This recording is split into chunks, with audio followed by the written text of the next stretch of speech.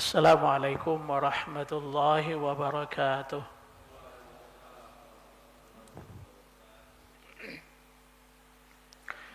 الحمد لله الذي أرسل رسوله بالهدى ودين الحق ليظهره على الدين كله ولو كره المشركون. أشهد أن لا إله إلا الله وحده لا شريك له وأشهد أن محمدا عبده ورسوله لا نبي بعده. اللهم صل وسلم وبارك على نبينا محمد وعلى آله وأصحابه ومن تبعهم بإحسان إلى يوم الدين. رب اشرح لي صدري ويسر لي أمري واحلل عقدة من لساني يفقه قولي. اللهم لا علم لنا إلا ما علمتنا فعلمنا ما ينفعنا وانفعنا بما علمتنا برحمتك يا أرحم الراحمين. Bapak dan Ibu jemaah Masjid Al-Ikhlas rahimakumullahu ta'ala. Alhamdulillah, puji dan syukur kita ucapkan kepada Allah Subhanahu wa ta'ala yang senantiasa melimpahkan rahmat dan karunia-Nya kepada kita semua sehingga kita masih bisa menjalankan aktivitas kita sebagai hamba-Nya di muka bumi ini. Kemudian salawat dan salam kita ucapkan buat junjungan kita Nabi Muhammad sallallahu alaihi wasallam. Allahumma salli wa sallim wa barik alaihi wa ala alihi wa ashabihi wa man tabi'ahum bi ihsanin ila yaumiddin. Bapak dan Ibu rahimakumullahu jami'an. Melanjutkan kajian kita dari kitab Sahih Imam Bukhari. Kita sudah sampai ke bab yang ke-31 dari kitab Al-Ilm yang diberi judul oleh Imam Bukhari rahimahullahu ta'ala, Babu ta'limir rajuli amatahu wa ahlahu. Bab yang menjelaskan tentang pengajaran seorang laki-laki terhadap budak perempuannya dan juga keluarganya.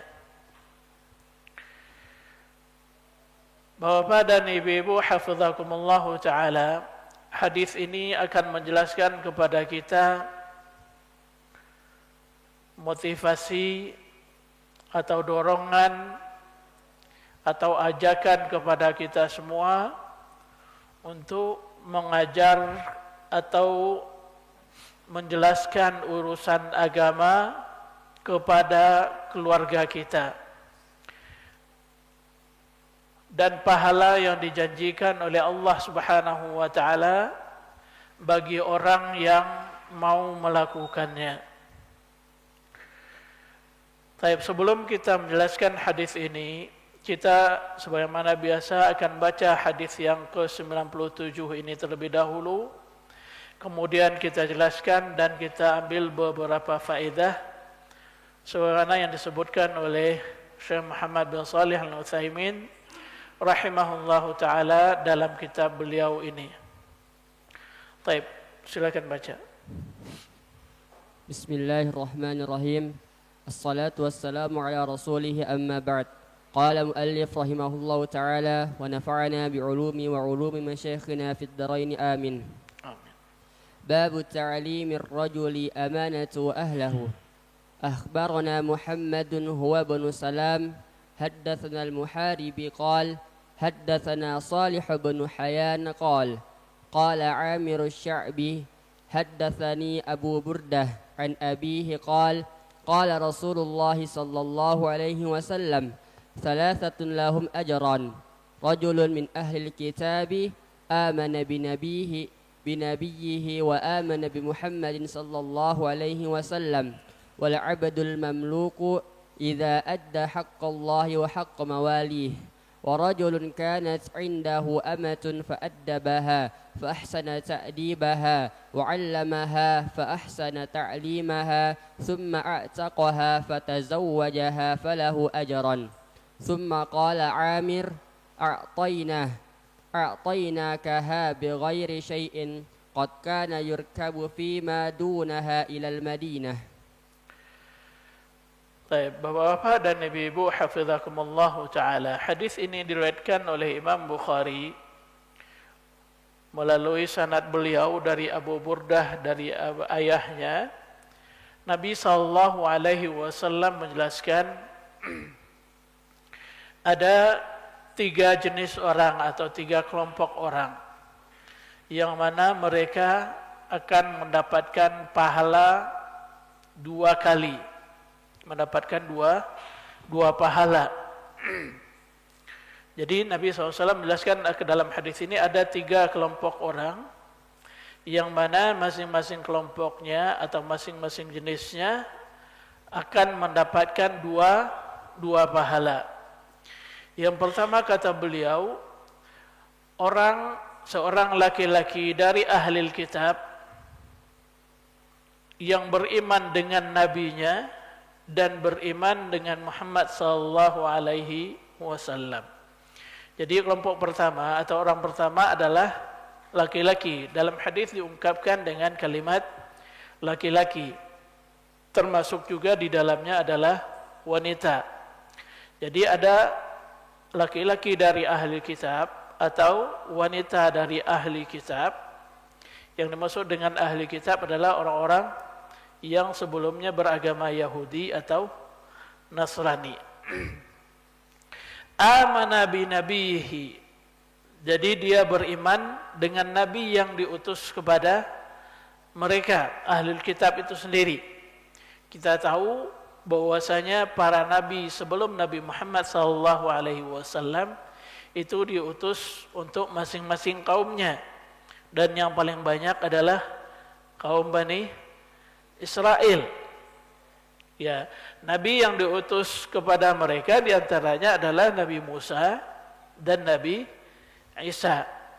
Nabi Musa pengikutnya dikatakan atau diistilahkan dengan orang-orang Yahudi. Sementara pengikut Nabi Musa pengikutnya namanya Yahudi, orang-orang pengikut Nabi Isa diistilahkan dengan orang-orang Nasrani. Jadi apabila ada orang-orang Yahudi ataupun orang Nasrani, baik laki-laki ataupun perempuan, amana bi nabihi, mereka beriman dengan benar ya, dengan nabi yang diutus kepada mereka. Jadi orang Yahudi benar-benar beriman kepada Nabi Musa dan syariat yang dibawa oleh Nabi Musa. Kemudian orang Nasrani, dia benar-benar beriman dengan Nabi Isa dan syariat yang dibawa oleh Nabi Isa. Wa amana bi Muhammad.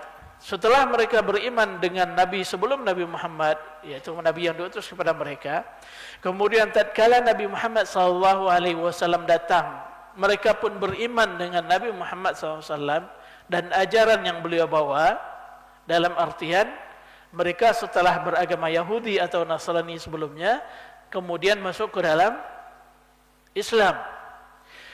Maka orang seperti ini akan mendapatkan pahala 2. Pahala pertama adalah pahala dia ketika beriman dengan syariat yang khusus dibawa untuk mereka sebelum kedatangan Nabi Muhammad sallallahu alaihi wasallam. Maka mereka mendapatkan pahala keimanan mereka itu.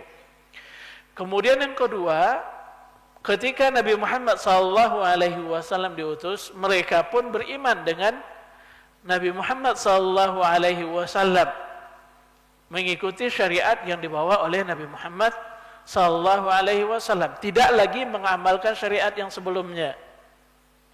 Karena syariat yang sebelum Nabi Muhammad sallallahu alaihi wasallam itu dihapus, dinasakh istilahnya dengan syariat yang dibawa oleh Nabi Muhammad sallallahu alaihi wasallam.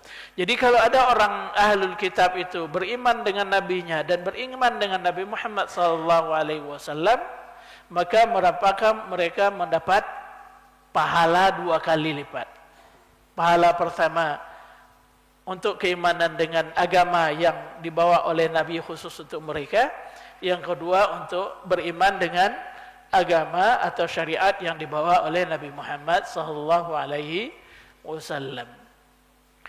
Kemudian yang kedua, wal 'abdul mamluk idza adda haqqallahi wa haqqa mawalihi. Kelompok kedua adalah hamba sahaya, budak. Ya, al-'abdu hamba, al-mamluk yang dimiliki. Ya, maksudnya adalah hamba sahaya. Idza adda haqqallahi wa haqqa mawalihi. Seorang hamba yang dia itu budak, kalau hamba dalam pengertian umum manusia, tapi yang dimaksud di sini adalah seorang budak, ya, seorang budak. Tapi bukan budak bahasa Melayu ya, bahasa Melayu budak juga ya. Budak bahasa Melayu itu orang merdeka kan, ya, bukan orang hamba sahaya. Jadi budak yang tidak merdeka, ya, yang mana dia melaksanakan hak Allah dan melaksanakan hak tuannya. Hak Allah berarti dia melaksanakan kewajiban-kewajiban yang Allah wajibkan kepada dia sebagai seorang budak. Ya, kewajiban-kewajiban agama secara umum, salat, puasa itu wajib bagi mereka juga, ya, bagi seorang budak. Kalau zakat wajib?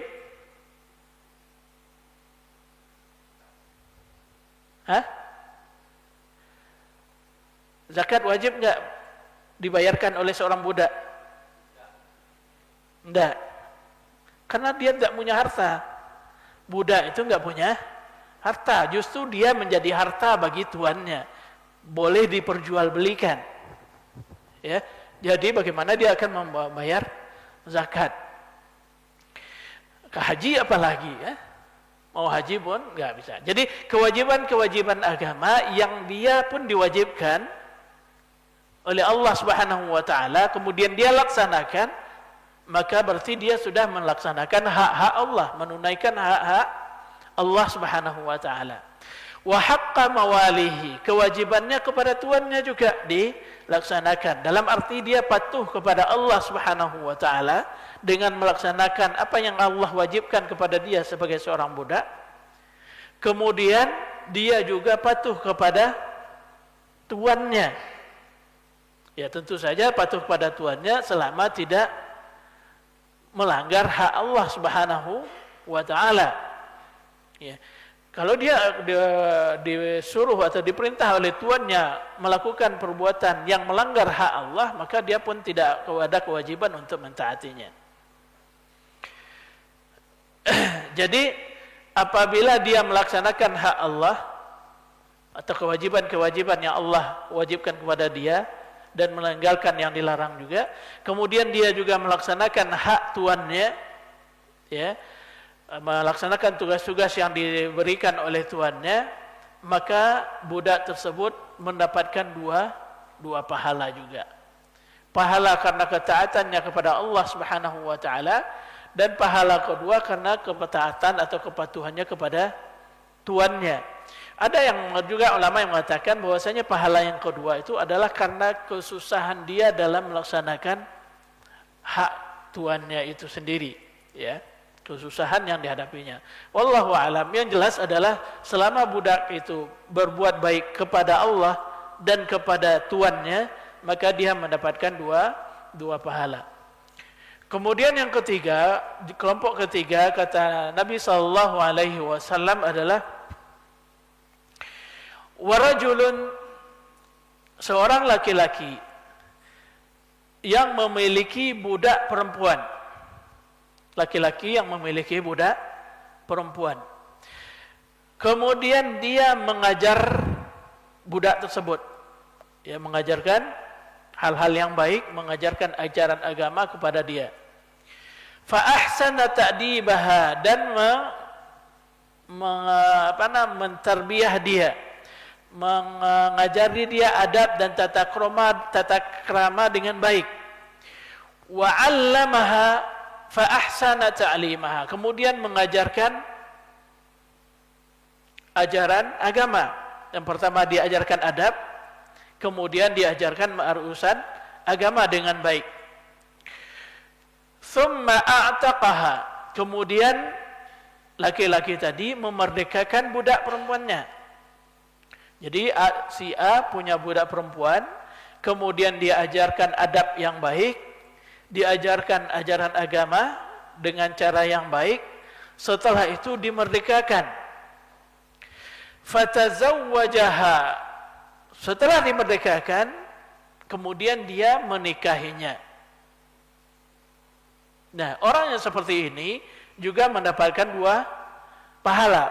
Pahala yang dia perbuat atau dia lakukan, atau kebaikan yang dia lakukan kepada budak tersebut sebelum dia dimerdekakan sampai dimerdekakan, mulai dari mengajarkan adab, mengajarkan agama, kemudian memerdekakan, itu satu sisi.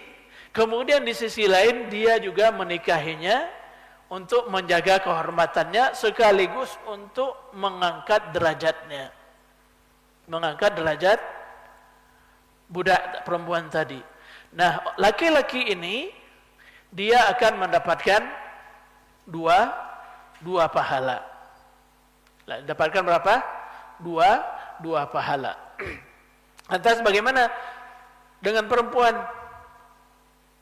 Perempuan punya budak laki-laki gitu. Kemudian dia ajarin juga. Ya. Setelah itu dimerdekakan, kemudian dia nikahi.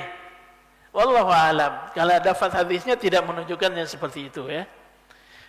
Karena yang dalam lafaz hadis dikatakan lebih fokus kepada wanita, karena dia setelah mengajarinya dan memerdekakan kemudian menikahi, itu untuk laki-laki. Apakah wanita kalau dia punya budak perempuan, budak laki-laki, kemudian dia nikahi juga mendapatkan pahala yang seperti ini? Wallahu alam. Saya enggak tahu. Ya. Thumma qala Amir. Kemudian Amir, perawi hadis ini, berkata kepada seorang laki-laki, dalam riwayat lain dikatakan laki-laki dari Khurasan. Khurasan itu daerah timur kalau ke apa? Utara kalau ke arah ke timur apa? Timur laut. Utara bagian timur laut ya. Kalau barat laut ya. Timur laut dari Iran, atau sekarang wilayah Afghanistan, Turkistan yang ada Tantannya itu ya. Itu daerah Khurasan.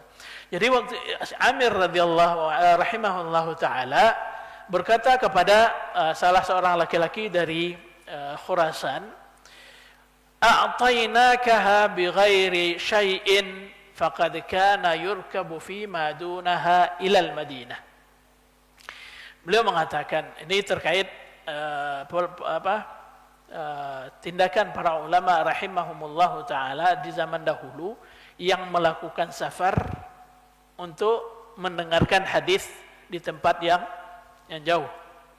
Seperti pernah kita sampaikan di sini, bagaimana Jabir bin Abdullah pergi dari Madinah melakukan perjalanan 1 bulan ke daerah mana dulu? Bagian utara juga, Syam, daerah Syam atau Syria. Selama 1 bulan dari Madinah hanya untuk mendengarkan hadis dari Abdullah bin Unais. Nah, kata Amir di sini, Amir mengatakan kepada orang yang bertanya tentang hadis ini kepada beliau, ini saya berikan nih ke hadis ini, sampaikan kepada kamu tanpa perlu mengeluarkan biaya. A'tainakaha bighairi syai'in, tanpa ada biaya yang kamu keluarkan. Faqad kana yurkabu fi ma dunaha ilal Madinah. Dahulu kata beliau, Untuk mendapatkan hadis ini orang pergi melakukan safar, butuh biaya yang besar sampai ke Madinah. Bahkan bukan untuk itu saja, kadang hanya untuk mencari istilahnya dalam ilmu hadis sanadnya yang lebih tinggi. Sanadnya yang lebih tinggi, di mana antara dia dan Nabi SAW jumlah perawinya semakin sedikit. Jadi dan biasanya tentu di Madinah lebih banyak sahabat Nabi SAW. Ini sekedar tambahan ya dari Amir yang menunjukkan bahwasanya penting hadis ini. Ya, hadis ini adalah hadis yang penting. Jadi dalam hadis ini kita ulangi, Nabi SAW menyebutkan ada 3 kelompok atau 3 golongan di mana mereka akan mendapatkan pahala 2 kali lipat. Yang pertama kata beliau ada siapa tadi?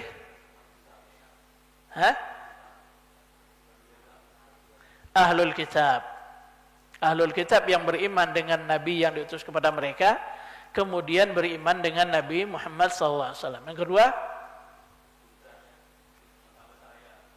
laki-laki yang memiliki budak wanita, kemudian memerdekakan sampai menikahinya. Kemudian yang ketiga, hamba sahaya. Oh ya, hamba sahaya, terbalik ya. Hamba sahaya yang melaksanakan kewajiban kepada tuannya dan kepada Allah dan kepada tuannya. Baik.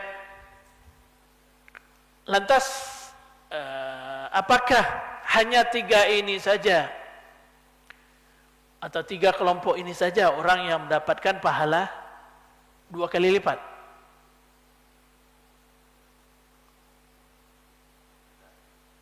Ini yang para hafiz seharusnya atau yang santri sini seharusnya tahu nih, karena hadisnya sering mungkin didengar di sini.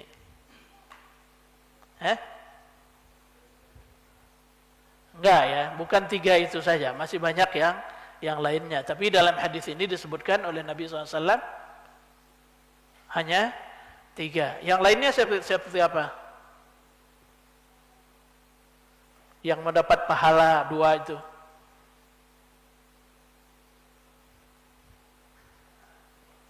Pernah dengar hadis Al-Mahiru bil Quran?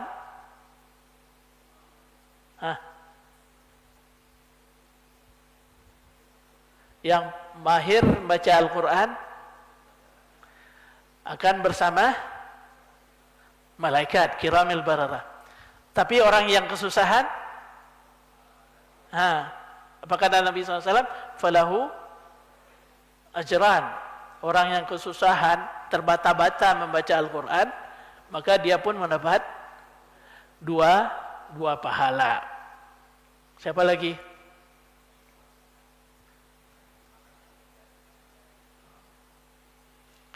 Ya, bisa. Walaupun tidak secara tegas disebutkan mendapatkan 2 pahalanya. Orang yang memberikan orang lain buka puasa, kan ya? Ya. Pahala dia bersedekah. Kalau dia enggak puasa, kalau puasa dia lebih lagi kan. Tapi pahala dia memberikan sedekah untuk berbuka puasa, dan pahala seperti pahala orang yang berpuasa.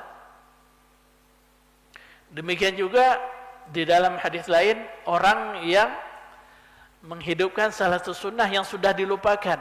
Man sanna fil islami sunnatan hasanah falahu ajruha wa ajru man amila biha.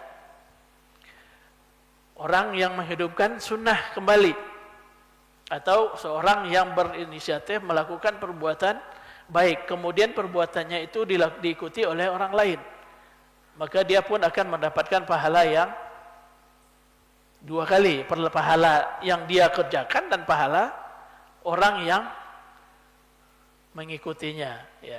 Dan masih banyak lagi yang lainnya, ya, yang disebutkan oleh Nabi SAW dalam berbagai hadis beliau, termasuk diantaranya yang sudah pernah juga kita sampaikan, seorang hakim. Bagaimana seorang hakim bisa dapat 2 pahala? Orang yang seorang hakim, dia beristihad, kemudian ijtihadnya benar, ya, atau seorang ulama kemudian dia beristihad, ijtihadnya benar, maka dia mendapatkan dua pahala. Baik, kita lanjutkan hadis ini. Beberapa syarah yang disampaikan oleh Syekh Muhammad bin Shalih Al-Utsaimin rahimahullahu taala. Silakan lanjutkan bacaan. هذا الحديث فيه دليل على ما ترجم له المؤلف وهو أن الإنسان ينبغي له أن يعلم أهله وأن يؤدبهم فيجمع بين الأمرين بين العلم والتربية فيكون له إذا كانت على الصورة التي ذكرها النبي صلى الله عليه وسلم أجران فهذه الأمة أدبها فأحسن تأديبها وعلمها فأحسن تعليمها ثم أعتقها فتزوجها يعني لم يتسرها بل أعتقها حتى تحررت من الرق ثم رفع شأنها بأن تزوج بها. Baik. Ini Syekh Muhammad bin Shalih Al-Utsaimin rahimahullahu taala, beliau menjelaskan hadis ini, beliau memulai dari akhir, ya, bagian akhir dari hadis, karena ini yang berkaitan dengan judul. Tadi judulnya apa? Mengajarkan keluarga atau budak dan sekaligus keluarga. Makanya Syekh menyebutkan di sini ini yang beliau jelaskan yang pertama. Kalau enggak urutannya kan ini yang terakhir dari yang tiga. Maka beliau mengatakan ini merupakan dalil yang disebutkan oleh Imam Bukhari dalam judul beliau, yaitu seseorang seharusnya katanya mengajari keluarganya dan mendidik mereka, mengajari urusan agama dan mendidik masalah akhlak atau adab, ya. Maka fayajma'u bainal amrayn, mengumpulkan keduanya antara ilmu dan tarbiyah. Masalah ilmu yang diajarkan sekaligus mendidik, tarbiyah. Kalau dia melakukan seperti itu, baik untuk keluarga ataupun untuk budak, karena makanya Imam Bukhari sini berdalil dengan hadis ini bahwasanya mengajarkan itu bukan hanya untuk budak saja, tapi juga untuk keluarga. Cuma hanya saja kalau mengajarkan keluarga enggak dapat dua pahala. Kalau mengajarkan budak kemudian tadi sampai menikahnya mendapat dua pahala. Tapi perlu juga kita lihat nanti penjelasan Syekh Muhammad bin Shalih Al-Utsaimin, tidak selamanya yang dua itu lebih besar daripada yang lain. Ya, nanti kita lihat.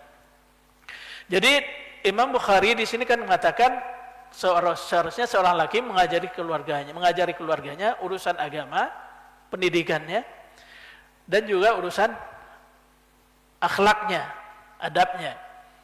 Kalau dia melakukannya maka in kanat ala surah allati dzakar. Kalau seandainya bersama seperti yang disebutkan Nabi tadi, berarti yang dijadikan keluarga atau istrinya itu adalah budaknya, maka dia akan mendapatkan dua pahala. Tapi kalau yang jadi istrinya bukan dari budak, maka berarti dia hanya mendapatkan satu pahalanya. Kemudian beliau menjelaskan kenapa kok sampai laki-laki tadi bisa mendapatkan dua pahala, kata beliau. Yang pertama, karena laki-laki ini mendidik budaknya, mengajarinya, kemudian memerdekakannya. Jadi ini dianggap satu pahala, mengajari, mendidik, dan memerdekakan. Bal a'taqa hatta taharrarat. Thumma rafa'a sya'naha bi an tazawwajaha. Kemudian dimerdekakan dan dinikahi. Jadi bukan dijadikan istilahnya dari zaman dahulu itu tasarri, ya. Seorang laki-laki yang memiliki budak, dia boleh menggaulinya. Tapi kalau dia menggaulinya dalam keadaan budak, tidak dimerdekakan, maka dia nanti namanya kalau melahirkan namanya ummul walad, bukan istri, ya, bukan istrinya. Tapi kalau dia merdekakan kemudian baru dia nikahi, maka dia tetap menjadi istrinya, ya, hukumnya menjadi istri. Berlaku hukum yang terkait hal apapun hukum agama yang terkait dengan hubungan suami istri, diantaranya masalah waris mewarisi. Ya, masalah apa? Waris mewarisi. Si istri akan mewarisi dari suaminya. Tapi kalau dia wanita tadi masih budak, walaupun melahirkan anaknya, dia tidak menjadi ahli waris, ya, tidak menjadi ahli waris. Kemudian kalau dia jadi istri, berlaku baginya hukum talak dan rujuk, cerai dan rujuk. Sementara untuk kalau dia tasarri, tidak dinikahi, tapi dia menggaulinya dengan atas dasar karena wanita itu merupakan budaknya, maka tidak ada berlaku hukum talak dan cerai dan rujuknya. Baik, silakan lanjutkan satu alinea lagi masih terkait budak.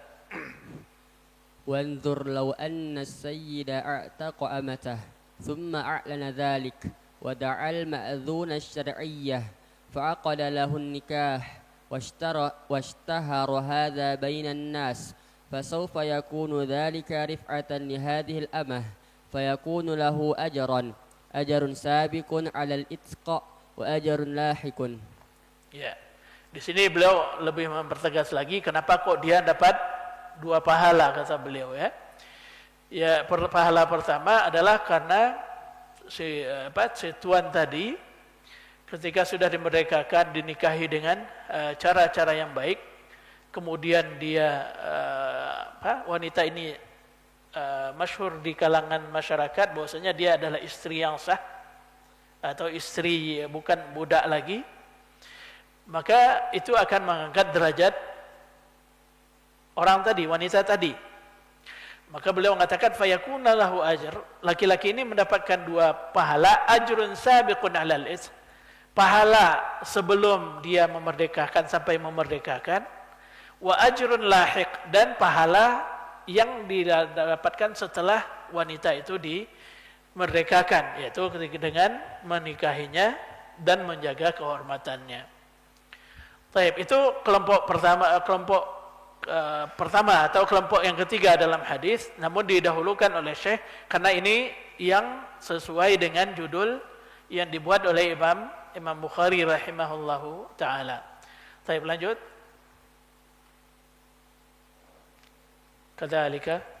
كذلك الذي آمن بنبيه وآمن بمحمد صلى الله عليه وسلم مثل النجاشي وعبد الله بن سلام فعبد الله بن سلام من اليهود والنجاشي من النصارى فهؤلاء أيضا لهم أجران.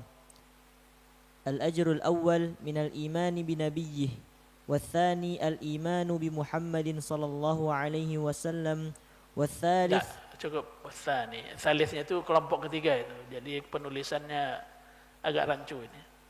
Yang 1 dan 2 tidak disebutkan kelompoknya. Yang ketiga dituliskan. Ya, yang kedua, kelompok kedua tadi dikatakan adalah ahli kitab yang beriman dengan nabinya dan Nabi Muhammad sallallahu alaihi wasallam. Itu dia juga mendapatkan dua pahala. Dan ini sebagaimana yang disebutkan oleh Allah Subhanahu wa taala dalam surah Al-Qasas ayat 52 sampai 55, di mana Allah Subhanahu wa taala berbicara tentang orang-orang ahlul kitab. Tentang siapa? Orang-orang ahlu al-kitab. Di situ Allah Subhanahu wa taala menjelaskan bahwasanya ahlu kitab sebahagiannya sebagaimana diriwayatkan oleh Ibnu Abbas kalau saya enggak salah,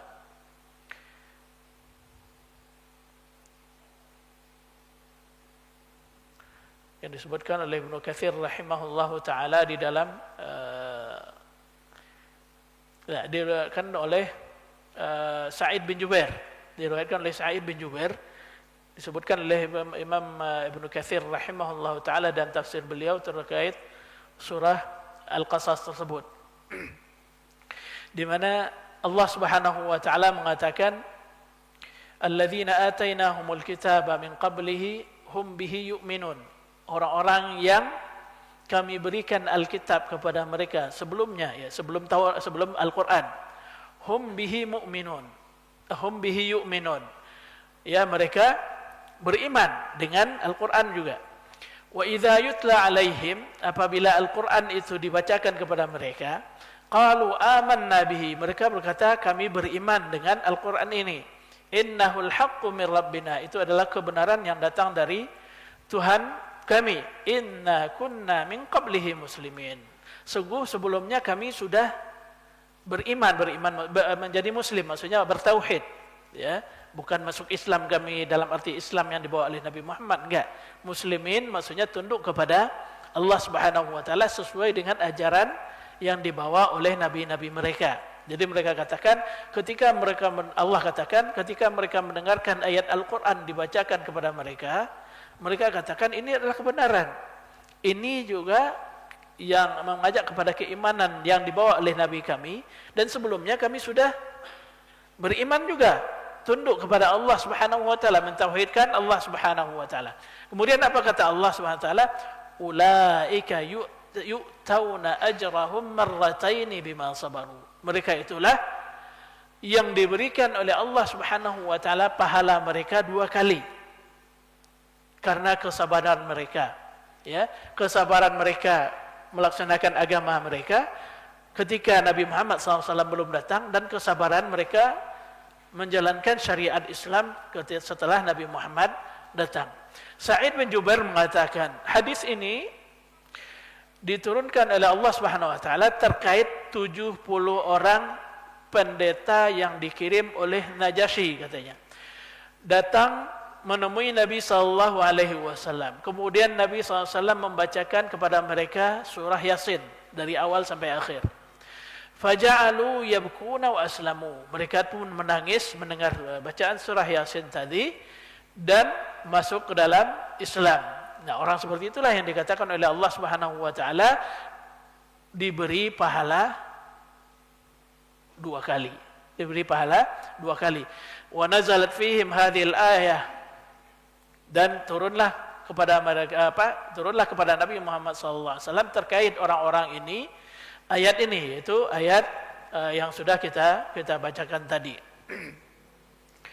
Itu yang dikatakan oleh Ibnu Katsir rahimahullahu taala. Jadi hadis ini selaras atau sejalan dengan apa yang disebutkan oleh Allah Subhanahu wa taala di dalam surah Al-Qasas. Demikian juga yang dulu di awal kita belajar kitab Sahih Bukhari ini terkait pertemuan Abu Sufyan dengan Heraklius, di mana Nabi SAW mengirim surat, masuk Islamlah kamu, maka bagi kamu pahala kamu dan pahala Islam, ya, 2 pahala disebutkan oleh Nabi SAW. Taib yang ketiga, waktu kita tinggal dikit. Yang ketiga, wasalith المملوك الذي يؤدي حق الله وحق مواليه فيكون قد قام بحقين فله أجرا. Ya, ini kelompok ketiga yang tadi sudah dikatakan, seorang budak yang patuh dan taat kepada Allah dan juga taat kepada tuannya, maka dia pun mendapatkan dua pahala. Lanjut.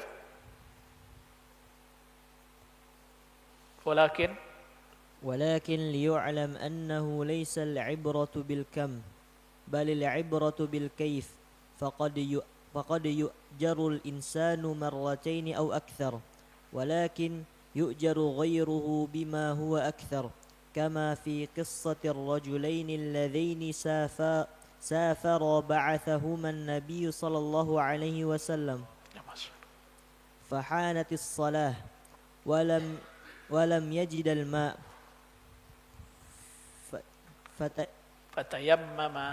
فتيمم ثم وجد الماء فأما أحدهما فتوضأ وأعاد الصلاة وأما الثاني فلم يعد الصلاة فقال النبي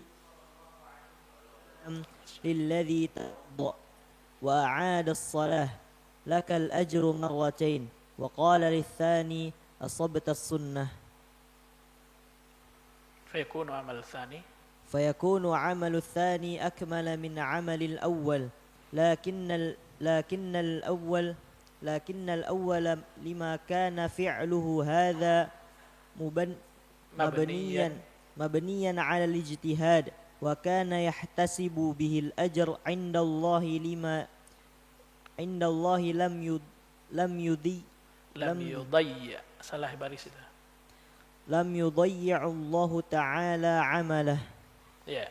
Ini yang sempat saya singgung tadi di awal, bahwasanya tidak selamanya walaupun yang dua dapat dua, yang lain enggak dapat dua. Kalau dia diperbandingkan, tidak selamanya yang dua itu lebih baik daripada yang dapat pahala satu sempurna.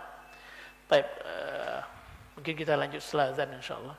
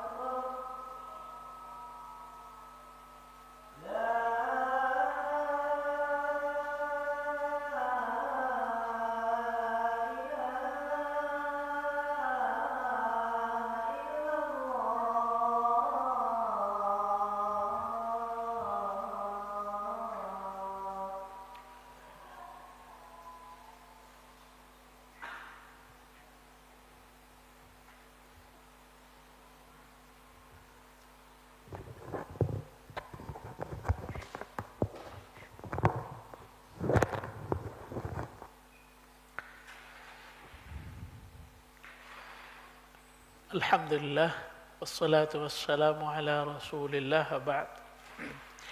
Baik, kita lanjut. Ada mau tanya? Baik. Ini nanya terus. Harusnya dapat hadiah, Ustaz, nanya terus. Harusnya dapat hadiah, nanya terus. Apa? Harusnya dapat hadiah, nanya terus. Oh. Dari panitia. Pahala Dari Allah panitia. SWT, insyaallah. Ustaz, ini tadi yang ini, Ustaz. Masalah Ahlul Kitab kalau dia masuk Islam, pahalanya 2 gitu ya. Tadi kan cerita tentang pendeta dari Najran.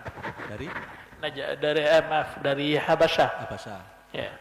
Padahal kalau ceritanya yang waktu Amr bin As utus untuk menahan para sahabat yang itu kan, Amr bin mengatakan kan nego ke raja itu kan, ini orang Islam ini tidak percaya Trinitas kan gitu.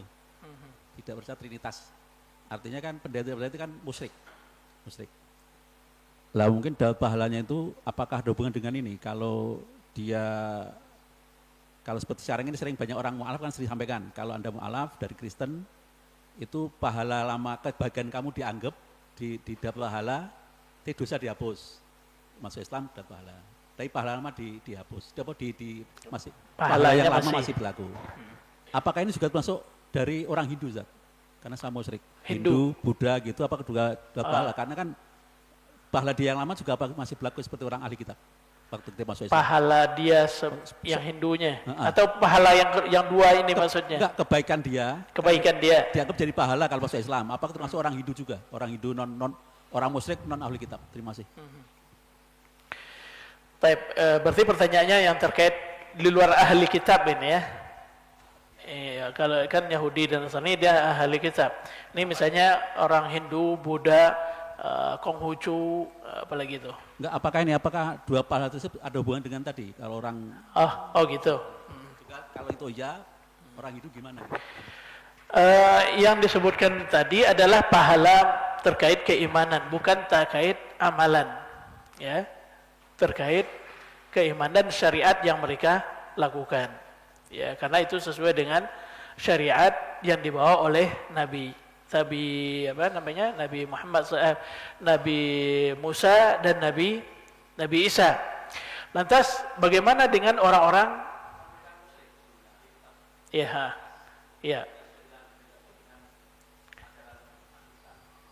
Iya, walaupun dia sudah diubah, tapi itulah keadaan yang mereka yakini waktu itu. Dalam artian inti ajaran Nabi Musa dan Nabi Isa itu masih ada di antara mereka, walaupun terjadi penyimpangan-penyimpangan.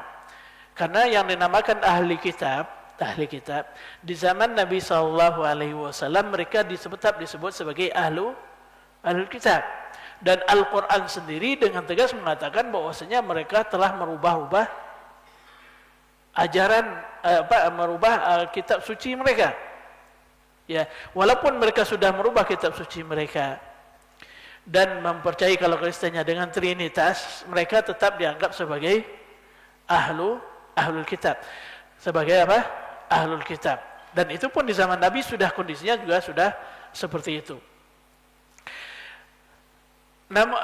Jadi kembali kita ke sini, orang-orang yang seperti itu kalau dia mau benar-benar ya, tapi yang mereka yakin itu kan karena yang merubah kan mereka nggak tahu, tapi yang sampai kepada mereka seperti itu, kecuali karena mereka meyakini itu yang dirubah, kemudian ternyata mereka sudah yakin merubah ini, kemudian masih dilakukan. Sama dengan kita orang dalam Islam sendiri, kan ada banyak ajaran-ajaran yang tidak sesuai dengan yang dibawa oleh Nabi SAW. Tapi mereka tidak tahu bahwasanya itu salah. Mereka menganggap itu benar. Nggak ada yang mengajarkan yang benar kepada mereka. Orang-orang umat Islam yang melakukan bid'ah itu, mereka kan meyakini itu adalah yang benar. Karena itu yang mereka dapati dari guru-gurunya. Ya demikian juga lah kira-kira, walaupun perbedaannya cukup jauh ya. Kalau mereka sudah sampai merubah kepada masalah ketuhanan, tapi itulah yang mereka anggap dibawa oleh Nabi nabi mereka dahulu. Ya, dia orang seperti itu, mereka kalau begitu di Islam datang, mereka mendapati bahwasanya ternyata beberapa ajaran yang dibawa oleh Islam itu sama dengan yang dibawa oleh nabi mereka dahulu. Ya, yang mereka yakini, walaupun ada beberapa permasalahan yang berbeda, ya. Jadi tetap mereka dikatakan ahlul kitab. Jadi orang seperti itu yang disebutkan oleh Allah SWT dan disebutkan dalam hadis ini mendapat pahala dua. Lantas bagaimana dengan orang-orang yang bukan ahlul kitab, yang bukan ahlul kitab? Ya demikian juga orang bukan ahli kitab, tapi mereka bukan masalah keimanan, amal saleh mereka tetap dipertimbangkan, yang amal saleh. Sebagaimana orang-orang kafir Quraisy, mereka bukan ahli kitab, mereka orang musyrik. Atau sebagian mereka masih ada memang yang mengikuti sebahagian ajaran Nabi Ibrahim alaihissalam. Tapi mereka bukan ahlul kitab, orang-orang musyrik Quraisy. Nah, orang-orang yang seperti itu dikatakan oleh Nabi SAW bahwasanya mereka masuk dengan kebaikan yang mereka bawa dari sebelum mereka masuk Islam. Tapi kejahatan atau kesalahan yang mereka lakukan, maka itu dihapuskan oleh Islam. Maka Nabi SAW mengatakan al-Islamu yajubu ma qablahu. Islam itu menutupi yang sebelumnya.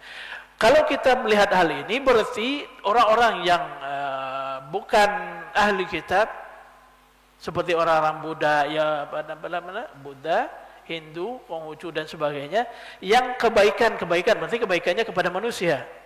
Ya, kebaikan kepada Allah tentu tidak. Kebaikan kepada sama umat manusia itu tetap akan mendapat ganjaran dari Allah Subhanahu wa taala insyaallah. Baik, kita lanjutkan di sini.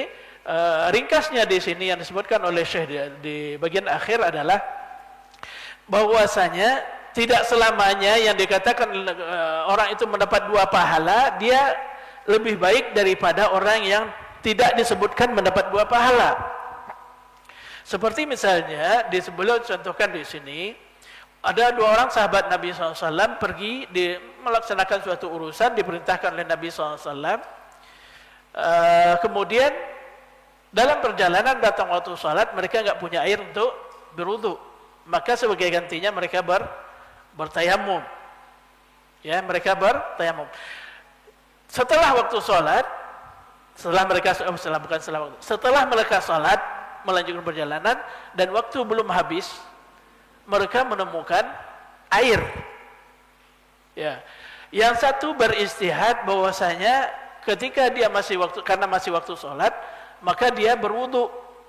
Dianggap bahwasanya salatnya tadi belum sempurna, maka dia berwudu dan diulangi salatnya.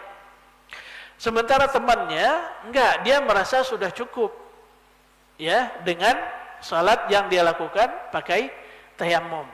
Ketika mereka sampai kepada Nabi SAW, apa kata Nabi SAW kepada orang yang mengulang salat dan melakukan berwudu lagi tadi?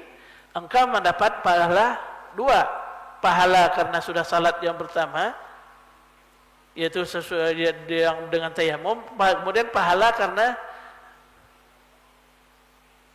mengulangi salat dengan air wudu. Kemudian yang tidak mengulang, apa kata Nabi SAW? Asabtas sunnah, kamu melakukan sesuai sunnah. Jadi yang ini dia dapat pahala salatnya, dan kedua pahala istihad. Yang pertama yang mengulang salatnya. Sementara yang kedua itu yang benar. Itu yang benar.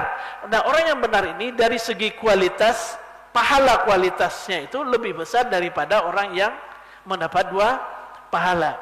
Dan ini juga seperti yang kita singgung tadi, bahwasanya yang dilihat bukan masalah bilangan pahalanya. Masalah Al-Quran tadi, al-mahiru bil Qur'ani ma'as safaratil kiramil bararah.